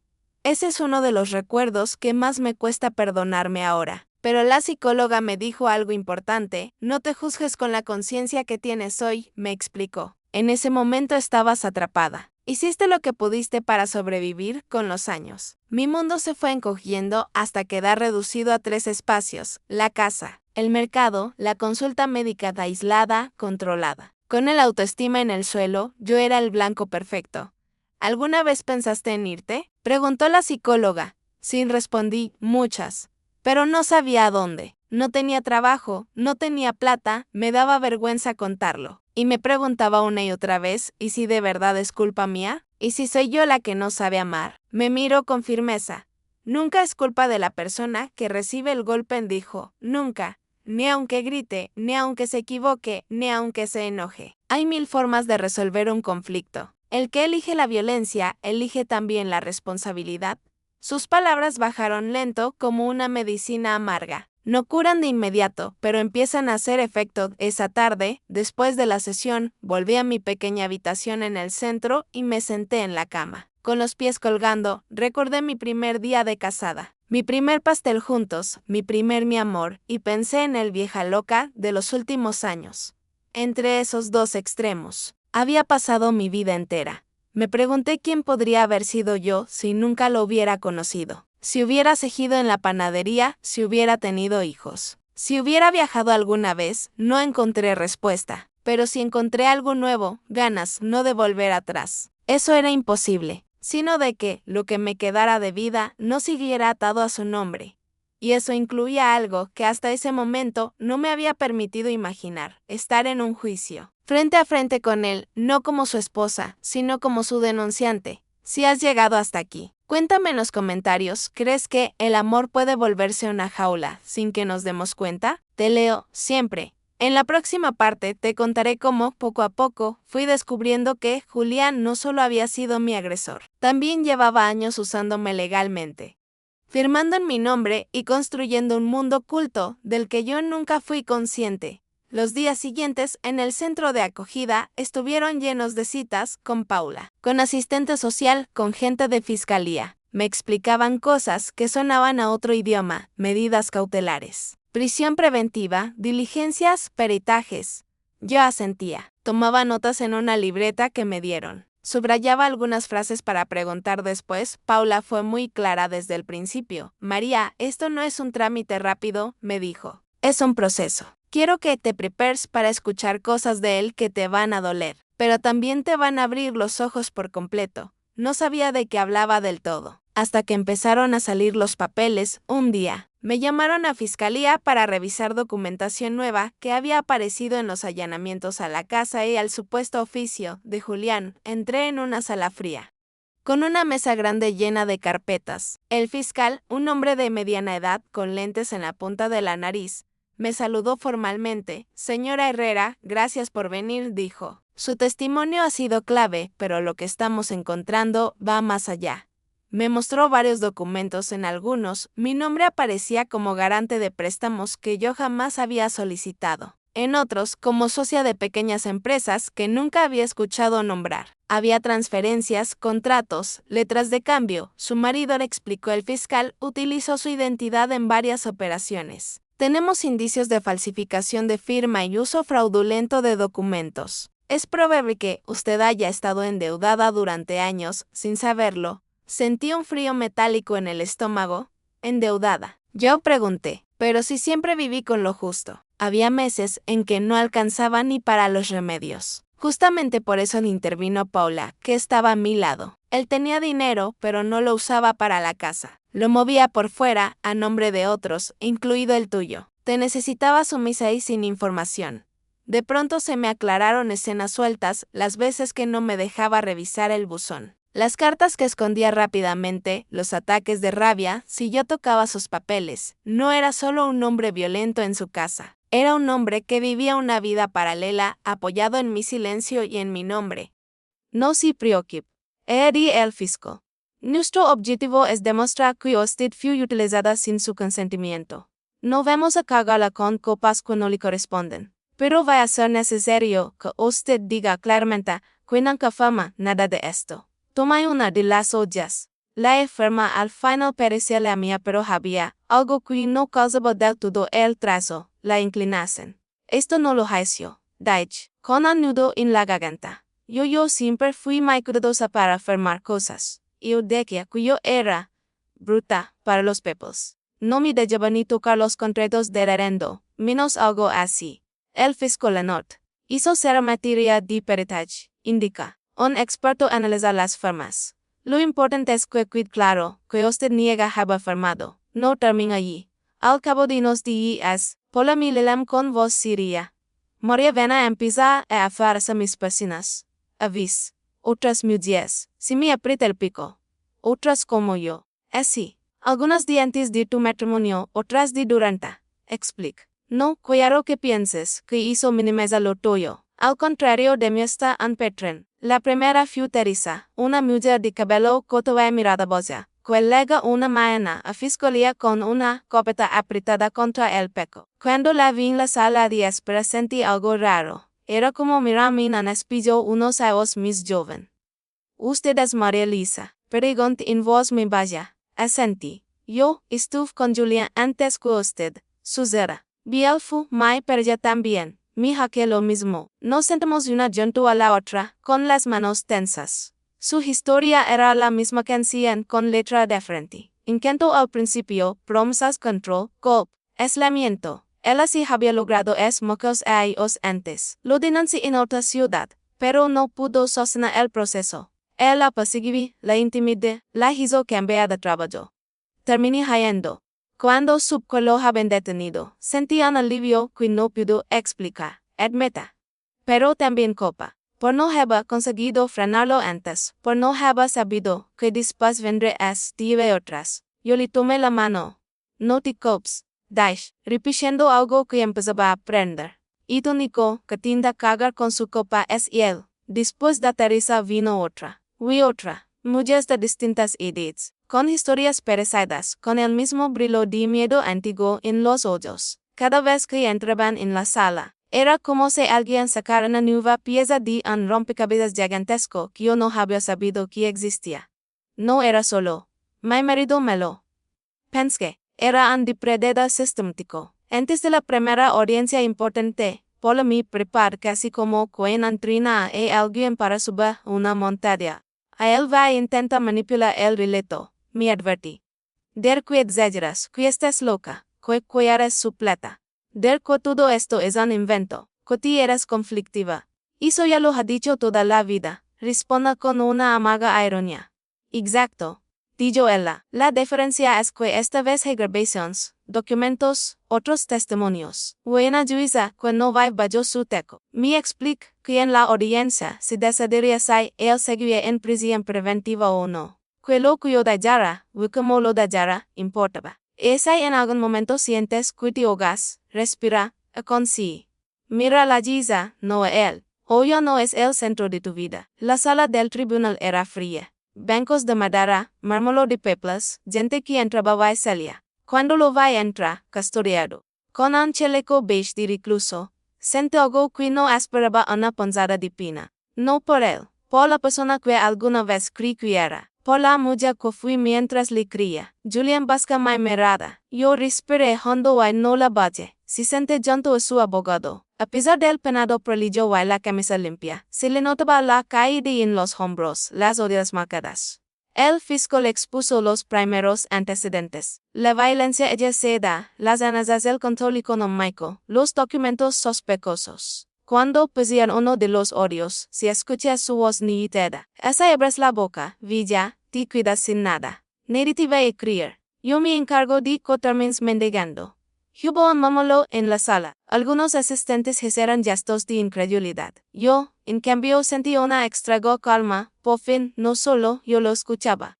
El abogado defensor a la que era una desacusación de pereza. Palabras sacadas de contexto. Un tono elevado propio de cualquier matrimonio. Intenté minimizarlo. La jueza lo mira con severidad. Aquí no estamos para juzgar. Tonos de voz. Dijo. Estamos frente a un patrón de maltrato sostenido. Con evidencia documento y sonora. Mira hacia donde yo estaba.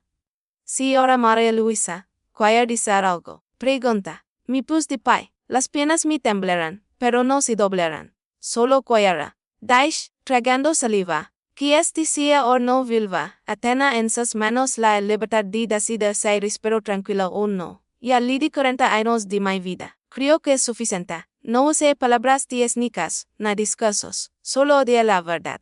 Julian bajó la vista por un segundo, luego la levantó con la familia soberbia replica. Ella siempre fue dramática si orgullosa, mi di todo. Si no fuera por mí estaría muerta de hambre. Nunca le pegué como dice, solo la intentaba corregir. Está exagerando por cuya mi plata. Quais ría, no lo es. La Giesa ni siquiera parecía impresionada.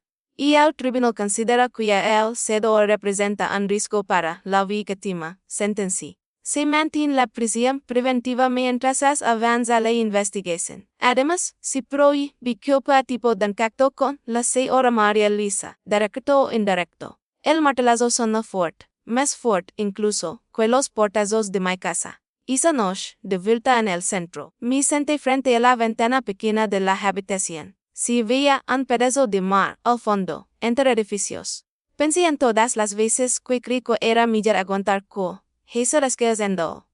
En todas las mujeres que, como yo, confunden costumbre con destino. Hoy por primera vez, me di cuenta de que ya no estaba peleando solo por mi tranquilidad, sino por la de otras que algún día podría cruzarse con un hombre como él. Cerré los ojos, respiré hondo y me di en voz baja. No eras exagerada, no estabas loca, solo estabas sola. Le ahora por fin, no lo estaba. En la próxima parte llevaré el corazón del juicio. El día en que me toque, míralo a los ojos y contar mi historia completa frente a todos. Te aseguro que lo capaz ole todavía me eriza la piel. Si esta historia te está tocando, dija tu like y comparta. Quizás sin saberlo, le estás abriendo una puerta a alguien, Juan, no se anima a salir. Lidio juicio no fue un solo día. Fueron semanas de idas y venidas, de escuchar cosas que dolían, de enfrentar otras que yo misma había olvidado. Pero hubo un día particular, uno que, incluso ahora, me gusta recordar sin sentar un temblar en el pecho. El día de mi declaración final. Paula me había advertido. Será el momento es difícil, María, pero también será el más liberador. Si te quiebras yo estaré así. Si no encuentras palabras, respira. Si él te mira, recuerda él no tiene poder sobre ti hoy. Aquella mañana amanecí gris, como si el cielo cagara pata del piso, que yo llevaba dentro. Me vestí con una blusa clara. Paula dijo que así me vería más abierta, más confiable para el tribunal. A mí no me importaba si me vieran, pero se quería que se viera la verdad. Tomé un bus hasta el tribunal, y el medio no era por el movimiento, sino por los recuerdos que se apelotonaban en mi garganta. Cuando entré en la sala, y él ya estaba hoy. Julian, mi marido, mi agresor, mi sombra durante 40 años. Llevaba a el chaleco beige de recluso, las manos esposadas al frente. El pelo estaba más canoso, la piel mesallada, los ojos hundidos. Aún así, cuando me mía, intenté buscar la misma reacción de siempre y miedo. Por un segundo sentí el viejo impulso de bajar la mirada, pero no lo hice. Ya no. Me sentí en la banca reservada para las víctimas, con Paula a mi lado. El fiscal estaba revisando papeles. El abogado defensor murmuraba cosas al oído de Julian. La Giesa entra. Todos nos pusimos de pie. Y hoy escucharemos la declaración de la señora María Luisa Herrera. Anuncia. Sentí que alguien llevaba un hilo invisible dentro de mí. Paula me tocó la mano. No estás sola, susurra. Me llamaron al estrado. Camí con las piernas rígidas. No sabía si llegaría sin tropezar. El micrófono parecía enorme, como una boca abierta esperando tragar mis palabras. La Giesa me pidió que dijera mi nombre, María Luisa Herrera. Responda, con un hilo de voz. Puede comenzar cuando se sienta lista. Indic. Traga saliva. Mire un punto fijo en la pared. No a Julian. No a Anne. Empecé a hablar. Conocí a Julian Robles cuando yo tenía 27 años. Las palabras salieron lentas al principio, como si tuvieran que pasar por un filtro lino de espinas. Pero luego se soltaron, como agua acumulada de tetesuna compuerta que finalmente cede. Conté todo, la primera vez que me grité, la primera bofetada, la primera vez que me lilamin de tío. La primera noche en que dormí en el salón para no provocar su rabia. La jueza escuchaba. El fiscal tomaba notas. Paula sentía a cara fresca, dando un velo con la mirada. Yo no solozaba, mis lágrimas no eran de dolor, sino de memoria. Me decía que sin él no valía nada, continuó. Que si me iba, moriría de hambre. Que nadie me creería si hablaba. Y el abogado defensa se levanta. Objeción, dijo. Mi cliente ya categóricamente ha dicho esas cosas. La víctima podría estar confundida o exagerando por resentimiento. La jueza Lomer, con frialdad. Tenemos audios donde el imputado dice exactamente frases como esas. Respondis. Objeción rechazada. Y el abogado se sentí derrotado por un documento que él podía negar. Sigue hablando. Recordé la noche de mi cumpleaños, la tarta estrellada en el suelo, el tirón de pelo, el puño levantado. Recordé que mo limpié mi propia sangre sin lora. Recordé la coma que sentí la mañana siguiente. Y es momento extraño en que una mujer deja temblar no porque esté bien sino porque no tiene nada más que romperse. La sala estaba en silencio absoluto. Entonces vino la pregunta que me temía.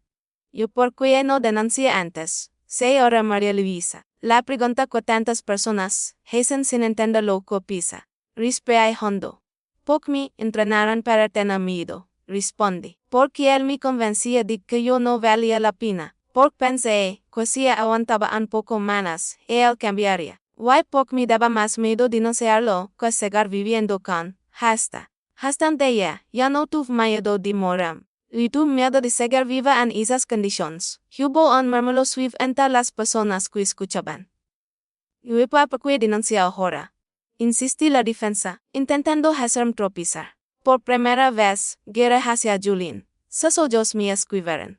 Porque ya no tengo nada que perder. Dije, why porque el silencio también mata. O yo, ya no quiero morir en silencio. El fiscal intervino entonces. Si ahora jueza, solicitó permiso para reproducir un fragmento del audio en mero 3. La jueza asintió. Si escuché la voz de Julian clara dura, despiadada. Si abres la boca, vieja, te digo en la co, nadie te va a creer. Ti eres mi, entendiste. Mi, la sala se tensa. Yo bajé la vista un segundo, no de miedo, sino de tristeza por la mujer que soportó esas palabras durante tanto tiempo.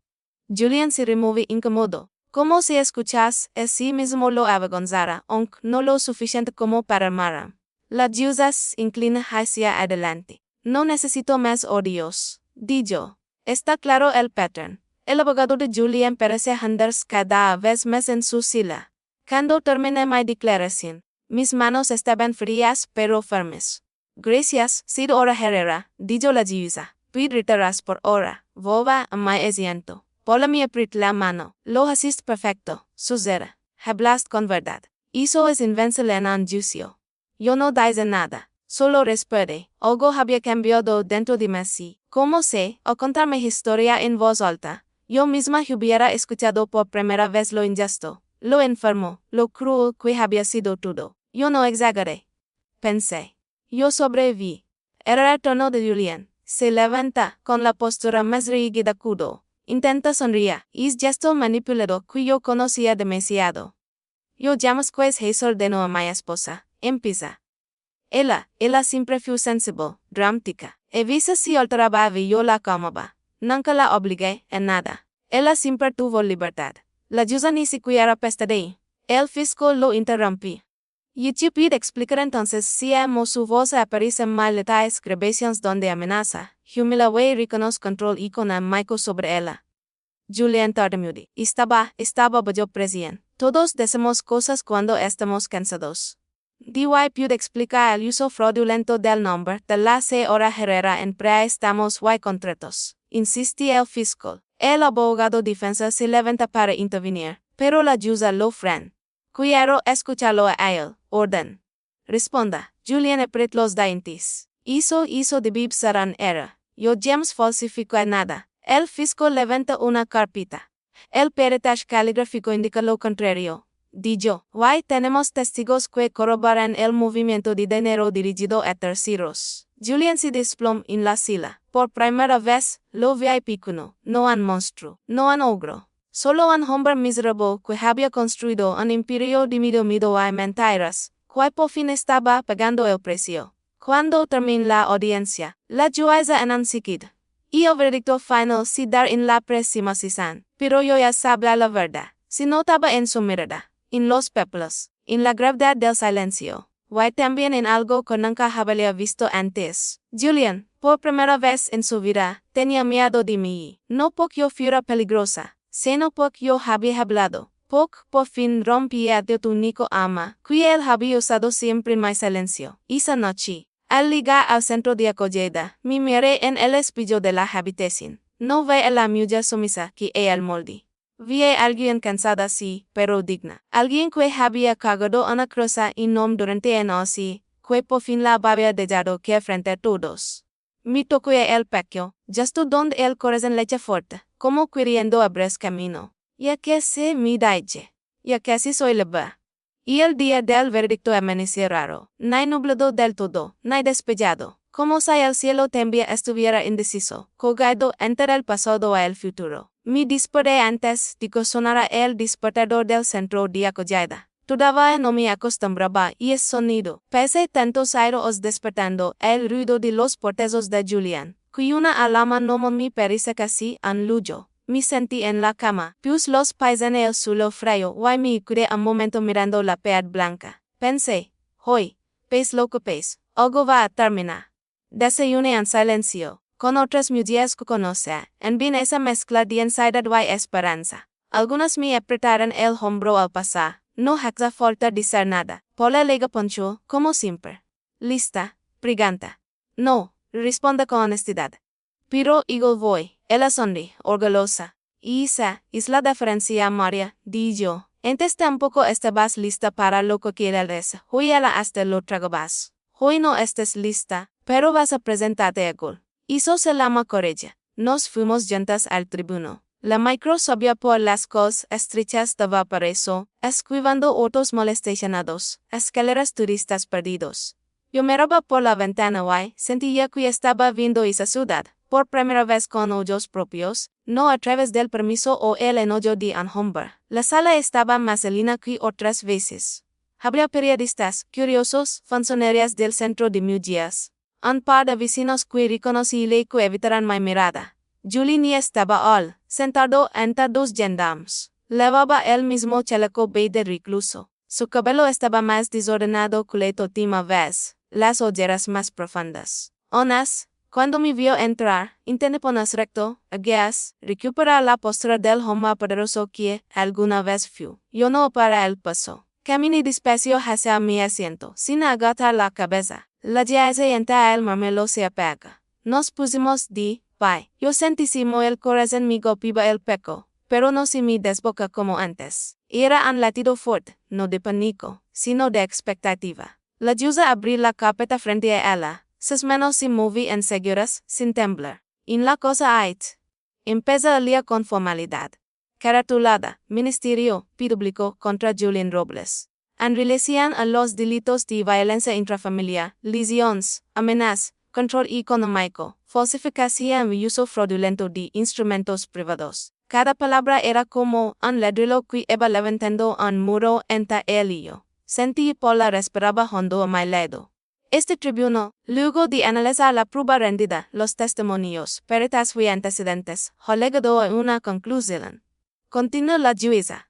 Sigo Robles, bien gas de pie. Julián obedecía. Se puso de pie con cierta dificultad, pero intentando mantener la dignidad. Los gendarmes se acercaron un poco más, por si acaso. Este tribuno lo declara culpable de todos los cargos formulados en su contra. Dijo la jueza con voz clara. Culpable de esa violencia física, psicológica y económica contra su hija Niuch, la señora María Luisa Herrera, de manera sistemática y prolongada. Culpable de amenazas, de retención y uso indebido de documentación, de falsificación de forma y de utilización fraudulenta de su identidad en operaciones económicas. La palabra culpable resana en la sala como si alguien hubiera golpeado una campana en nom. Yo me quedé quieta. Por dentro, algo se aflojó, como si me hubieran cortado una cuerda, que llevaba atos apretada en mi garganta. El abogado defensor bate la vista. Julián, en cambio, aprieta la mandíbula. Este tribunal estima que la gravedad de los hechos y la extensión del daño causado a la víctima justifican una pena de prisión efectiva. Prosiguió la jueza. Por tanto, si condena al señor Julian Robles a una pena de reclusión sin beneficios sustitutivos, además de inhabilitación para ejercer cargos públicos o manejar patrimonio ajeno durante el tiempo que la ley determina. Julian Mimea no era la mirada del depredador ni del marido duyo de todo. Era la mirada de un hombre, por primera vez, entendía que sus actos tenían consecuencias fuera de su casa. Esto es una injusticia, mas que él me provocaba, él me debe todo. De soy yo la víctima aquí. La yeza golpeó la mesa con el mazo. Silencio, orden. Usted tuvo décadas para hacerse cargo de sus actos y eligió el camino contrario. Hoy la justicia le está dando a la señora Herrera algo que usted nunca le dio y la más. Me dieron ganas de llorar, pero no lloré, no de tristeza, al menos, lloré por dentro de alivio. Alivio por esa frase sencilla, alguien le puso más. Cuando se cerró la audiencia, los gendarmes se lo liberan. Pese cerca de mí y, custodiado, ya no podía hacer caso, ni levantar la mano, ni citarme amenazas al oído. Ti me destrozaste, me dijo, con los ojos salinos de veneno. No vas a poder vivir con eso. Lo miré con una calma que nunca le había mostrado. Yo solo dije de prodigar, respondí. Digo hiciste el resto solo, lo veas, no como mi esposo, no como, hombre de mi vida, sino como lo que era un agresor condenado. Afuera del tribunal me golpeó el rostro como una caricia fría. Habría muchas esperando, algunas del centro, otras que habían declarado también, otras que no conocía, pero que me miraban con una mezcla de respeto y ternura. Una de ellas, de mi edad, se acercó con lágrimas en los ojos. Gracias, me dijo. Yo no me atreví a denunciarme. Usted lo hizo por muchas. No supe qué responder. Solo la abracé. Nos abrazamos varias en realidad como si estuviéramos sosteniéndonos unas a otras para no caernos. Paula sonría, cansada pero satisfecha. Ahora viene lo más difícil, me dijo. Vive sin miedo.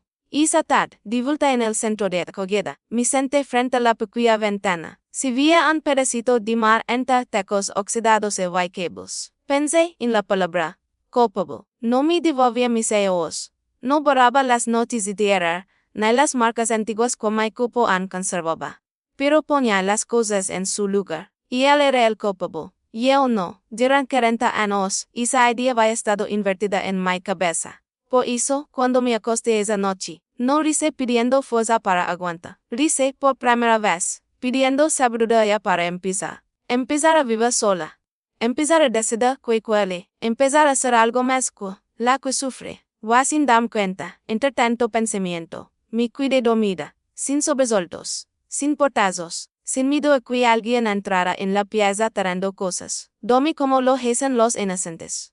O al menos, como lo hacen queens, por fin saben que nunca fueron culpables. La libertad, cuando llega tarde, pesa.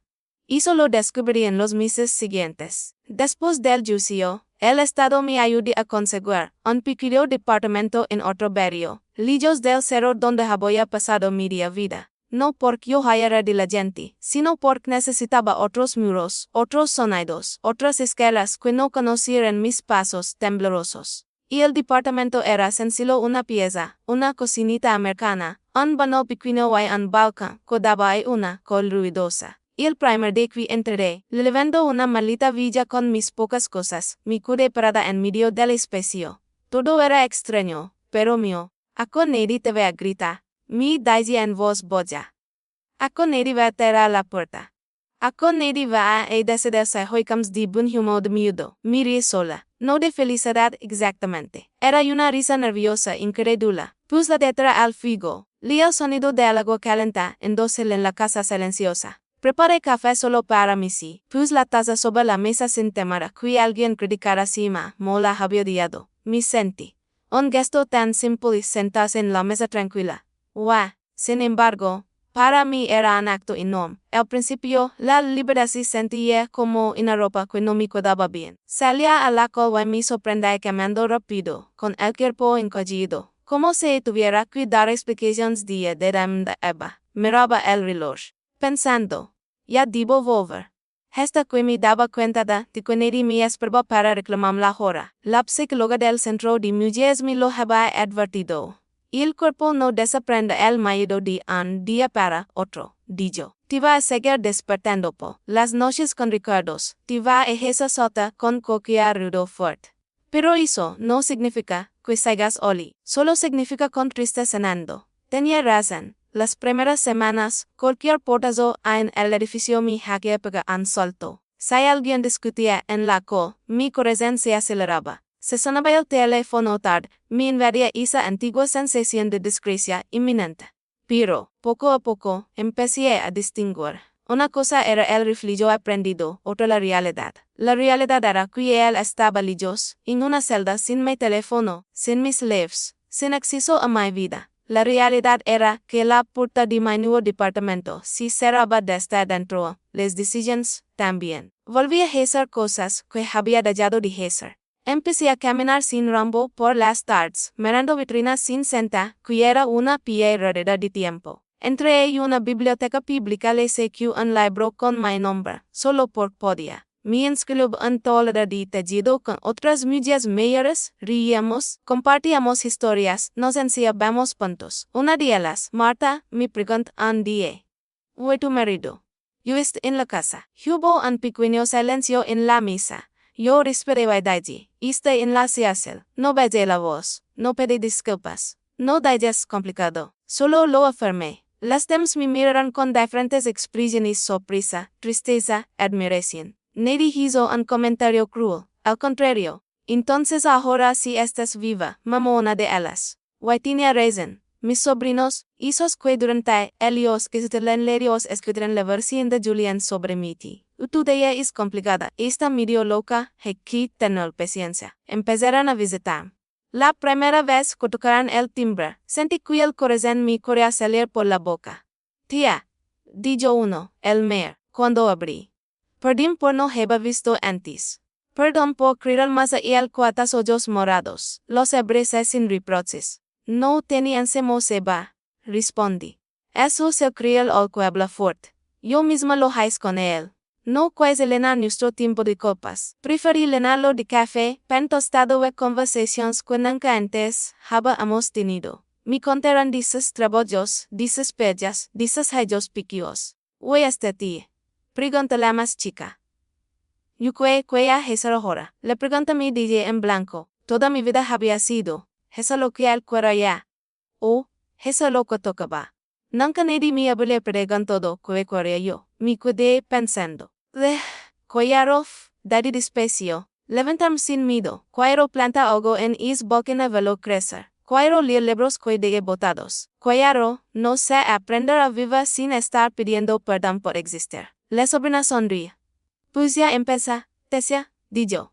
Mira de dónde es ahora. Las noches seguí siendo devastados. El sueño traía recuerdos golpes, insultos, escenas repetidas. A veces despertaba con el corazón acelerado, convencida de que él estaba parado en la puerta. Encendía la luz, miraba la habitación vacía. Me iba al espejo del baño y me hablaba en voz baja, como si le hablara a otra mujer. No estás soli, yo no estás yo paz. Con el tiempo, los suros se fueron especiando. El miedo de ella de ser un monstruo pegado a mi espalda se volvió algo más manejable, como una sombra que aparece. Pero ella que no le crió todo. Volví a ver a Clara, mi vecina de toda la vida, la que fue siempre en play silenciosa la noche de la cena. Vino a verme al departamento nuevo. Subí las escaleras con una bolsa de empanadas.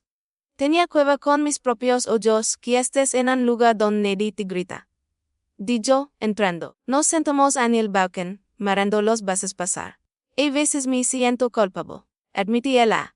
Por no haber insistido más, por no haber llamado antes a la policía, por haber creído cuando digas. Esa lodgia. Le tomé la mano.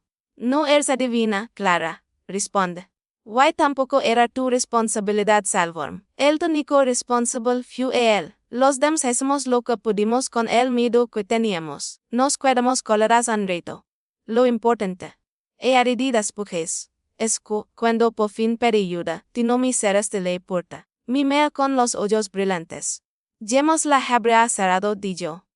No la voy a cerrar ahora, tampoco. Una pregunta empezó a perseguirme, sobre todo cuando hablaba en los grupos de apoyo del centro. lo perdonaste. La gente parece tener una ansiedad especial por saber si la víctima perdona al agresor. Es como si el cierre de la historia dependiera de esa palabra. La verdad es que yo no sabía qué responder. No pensaba en él todos los días. No soñaba con venganza física, ni con verlo sufrir. Tampoco lo extrañaba. Simplemente ya no ocupaba el centro de mi vida. Un día se lo pregunté a la psicóloga. ¿Tú sabes no lo odio significa que lo perdoné? Ella se queda pensando. Significa que ya no le das el poder de definir lo que sientes. Respondí. No es falta que lo nombres, perdón, sino que eres. Basta con que no sigas viviendo alrededor de él. Eso es suficiente. Me gusté esa respuesta. Yo no necesitaba perdonarlo en grande, en voz alta, con ceremonia. Lo único que necesitaba era seguir caminando sin que su nombre fuera la piedra en mi zapato. Y eso, día a día, lo estaba logrando. Un viernes por la tarde, estaba regando las plantitas de mi balcón. Unas suculentas fis pero valientes, que sobreviví en a todo. Cuando el cielo se puso de un naranja intenso, casi titro, me quedé mirando, hipnotizada. Pensé en la María Luisa de 30 años, de 40, de 50, la cual oraba en silencio, la que se creía culpable, la que pensaba que estaba villa para empezar de nuevo. Sentí ternura por ella. No supe salir antes, lidash en mi mente. Pero saliste, y eso es lo que canta. Ahí, con las manos mojadas, el delantal manchado de tierra, entendí algo importante. La venganza más grande no fue verlo preso, fue estar yo all y regando plantas, mirando el cielo, tomando café sin miedo. Esa era la victoria que el James podría entender. A veces me preguntan si me arrepiento de algo. Sí, en el fondo, habría preferido no haber armado tanto escándalo. Como dicen algunos, siempre respondo lo mismo sí. Me arrepiento de una sola cosa, de no haber levantado yo el pleito antes. Por la noche de la cena, cuando él tomó el pleito de posta y descubrí él sobre el pendrive, no solo vio peplos. Vio el resultado de Mrs. Adiós, de observar, de jantar pruebas, de despertar. Pero sobre todo, lo que encontré fue algo que no esperaba. Hay una mujer que ya no le tenía miedo. Esa fue la verdadera condena. Las rillas, la celda, la sentencia, todo eso vino después. Lo que realmente lo de loco me no encontrar en mis ojos a la víctima de siempre. Cuando levanté el pleito, se encontró con su propio reflejo. Hoy, sentada en mi balcón, con un mate o un café en la mano, según el día, pudo contar esta historia sin que se me cierre la garganta. Me siento leyendo, claro, mi vida, no una película. Pero yo no lo cuento desde la vergüenza, lo cuento desde la supervivencia. He conocido a muchas mujeres desde entonces. En el centro de apoyo, en el consultorio, en el taller de tejido. Algunas pasaron por infiernos peores que el mío, otras solo sufrieron humillaciones diarias sin golpes visibles. Todas tienen algo en común. En algún momento creyeron que se lo merecían, o que no vale la pena hablar, o que era muy tarde. Para empezar de nuevo, ninguna lo era. Una de ellas, una joven de apenas 27 años, la misma edad que yo tenía cuando conocí a Julian, me dijo un dile. Si ahora María, yo escuché su historia en un grupo y pensé, si ella se fue a los 65, yo sí, no voy a poder, yo ahora que soy joven. Eso me estremecí. Si contarme historias para que otra no espere 40 años, entonces todo este dolor no fue en vano. Sigo teniendo días malos. Hay mañanas en las que el cuerpo me pisa, en las que recuerdo cosas que prefería olvidar, en las que me invade la tristeza por lo que pudo haber sido y no fue. Pero también tengo días buenos. Días en que me despierto sin apuro, pongo música bajito y bailo sola mientras espero. Días en que me río tanto con mis sobrinos que se me olvidan las arrugas. Días en que una vecina me trae pan amasado, y terminamos hablando 2 horas seguidas en la cocina. Y, sobre todo tengo algo que nunca había tenido antes. Miedo con límites. El miedo ya no manda. A veces aparece, sí, pero sé que no tengo esa filla en mí sí. No fui una heroína valiente desde el primer golpe. No corriendo con una maleta en la mano como en las películas. No tuve un discurso perfecto cuando lo denuncié. Fui una mujer normal. Con miedo, con dudas, con vergüenza, con años de silencios metidos en los huesos. Lo único distinto fue que, una noche, al ver mi cara en el espejo, Con el labio partido y la mirada vacía, algo hizo clic. La en lugar de preguntar. ¿Qué has mal? Mi pregunté. ¿Cuánto más voy a dejar que me destruyan? La respuesta fue. Ni un día más. No supe si lo iba a hacer. No tenía un plan perfecto. Solo empecé con lo que tenía: una grabadora vieja, unas fotos mal sacadas, una vecina dispuesta a abrir la puerta, una trabajadora social que me cree. Lo demás se fue armando en el camino. Quizás si tú, que estás escuchando esto, no vivas algo tan extremo. Tal vez no haya golpes, pero sí palabras que duelen, control, humiliaciones disfrazadas de chistes. Tal vez haya alguien que te repite que sin él, sin ella, no ves nada. Que nadie te va a creer, que estás exagerando. Si algo que hará que te cuide mi historia es esto. El amor nunca debería doler hasta borrarte. El cuidado nunca debería darte miedo. Why nadie, absolutamente nadie, tiene derecho a hacer sentir. No existe sin su permiso. Yo creí eso durante 40 años. Hoy a los 65 abrí los ojos. Oye, te puedes abrirlos antes. Ahora para terminar, Collaro habló como si estuviera sentada frente a mí, en esta pequeña mesa de cocina, con una taza en la mano. Si esta historia te tocó el corazón, si te hizo pensar en alguien, en ti, y una amiga, en una vecina, te voy a pedir algo. Suscríbete al canal si aún no lo has hecho. Así podré seguir compartiendo historias de dolor, sí, pero también de justicia y esperanza. DM tu me gusta si sentiste algo con este relato. A ti no te gusta nada y me ayuda muchísimo. Cuéntame en los comentarios si te neci. Lijo que habrías hecho tita en mi lugar. Ni en qué momento crees que una mujer debe de ser. Basta. Yo desde que ciudad me estés escuchando. Me encanta leerlos, porque me recuerdan que del otro lado de la pantalla hay personas reales, con vidas reales, que quizá hoy necesitan escuchar, que no es tarde para empezar de nuevo. Mi marido me agrede en mi cumpleaños. El día siguiente, preparé una cena. Cuando me dividió del plato, no encontró comida. Encontró la verdad. Y desde ese día, por fin, la que se sentía la mesa de su propia vida fui yo.